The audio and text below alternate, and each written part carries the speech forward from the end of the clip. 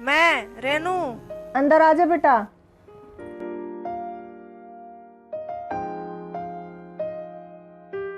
चाची जी नमस्ते।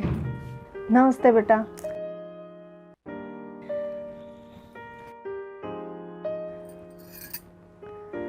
आज कैसे रास्ता भूल गई? अरे आज मैं आपसे ही मिलने आई थी, मुझे आज आपसे ही काम है। हाँ चाची से क्या काम आ गया? अरे चाची जी आज मैं ना पूनम के लिए आई थी। आपने इतने अच्छे रिश्ते करवाए हैं, कोई एक लड़का पूनम के लिए भी बता दो। अब हम ना उसकी शादी करने की सोच रहे हैं। आपको तो पता है मेरी पूनम कितनी सुंदर है, बीए पास किया हुआ है और हाइट भी 5 फुट 4 इंच है। अरे एक लड़की में भला और क्या चाहिए? वो सब तो ठीक है, लेकिन पूनम की भी तो कोई इच्छा होगी भाई। आजकल बच्चों की चॉइस भी बहुत हो गई है। उसकी ज़्यादा इच्छाएं नहीं है चाची जी, बस यही कि लड़का सुंदर हो, पर्सनैलिटी अच्छी हो, नौकरी अच्छी हो, महीने का 70-80 हज़ार रुपये कमा ले, घर अच्छा हो, एसी हो घर में तो और भी अच्छा है, गाड़ी हो बस। और हाँ अरे चाची जी एक बात तो मैं भूल ही गई, लड़का इकलौता होना चाहिए। उसका ना कोई भाई हो ना बहन हो, माँ बाप ना हो तो और भी अच्छा। अब आपको तो पता ही है सास ससुर का कितना काम हो जाता है, और हमारी पूनम कितनी लाडली है, उसको हमने कितने लाड प्यार से पाला है। अरे हमने तो आज तक उससे एक गिलास पानी तक नहीं उठवाया। रानी बिटिया है हमारी। एक लड़का है तो मेरी निगाह में सुंदर है, पर्सनैलिटी भी बहुत अच्छी है, अच्छी नौकरी है, महीने का 1 लाख रुपए कमा लेता है। अच्छा चाची जी तो जल्दी से बात करवाओ ना वहाँ पे। पर उसकी भी कुछ शर्तें हैं। अरे उनकी कोई भी शर्त हो, हमें सब शर्तें मंजूर हैं। अरे वो चाहता है लड़की इकलौती हो, ना भाई हो ना बहन हो, ना चाचा ना चाची ना माँ बाप। पर तू चिंता मत कर, एक काम हो सकता है। क्या चाची? अगर तुम सब मर जाओ ना तो बात बन सकती है। क्या?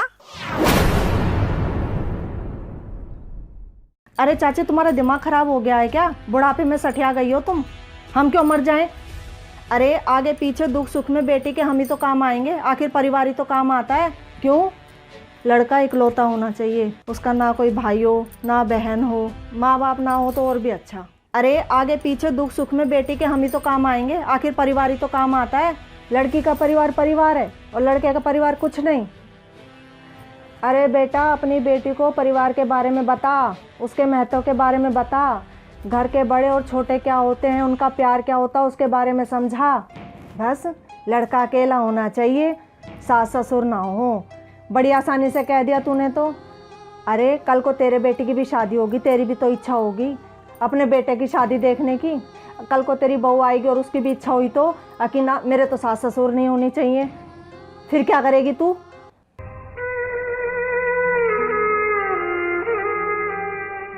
परिवार के बिना ना तो खुशियों का और ना गम का एहसास होता है। अरे जिंदगी बेरंग हो जाती है इन लोगों के बिना तो। और एक बात सुन ध्यान से, अपनी बेटी को अच्छी बहू होने के गुण सिखा। अरे मकान तो ये रुपए पैसे सबसे खरीदा जाता है, लेकिन घर लोगों के आपस में प्यार से बनता है। मैंने अच्छे अच्छे घर देखे हैं, अच्छे पैसे वाले घर, जिनमें है ना बहुएं नरक की ज़िंदगी जी रही हैं। अपनी बेटी को समझा कि परिवार क्या होता है।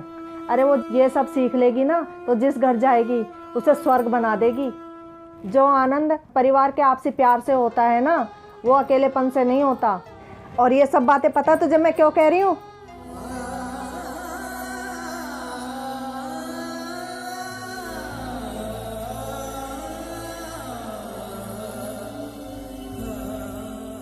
क्योंकि मैंने बचपन में ही अपने माँ बाप को खो दिया था। अनाथों की तरह पली बड़ी हूँ मैं।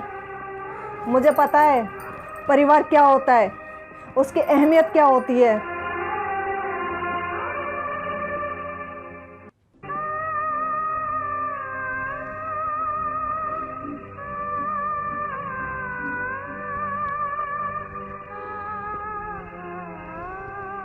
बिना माँ बाप के एक बच्ची का जीवन क्या होता है।